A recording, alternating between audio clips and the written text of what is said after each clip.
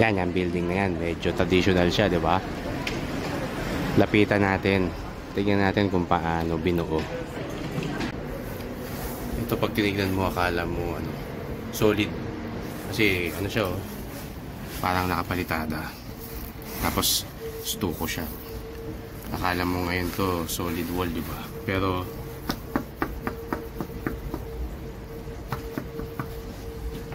siding lang siya. Ito, tignan mo naman tong ano niya, yung framing niya. I-beam.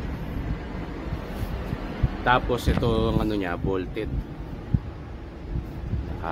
Bolt. Pero dun sa taas, board na siya yan. Board yan eh. Hindi siya solid na ano, kagaya sa atin na ano, na yung wall ay solid. Ito board, sidings.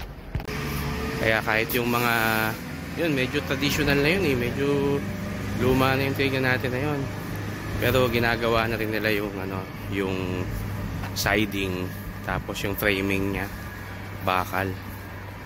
So hindi kagaya sa atin, talagang palaging concrete, palaging bato.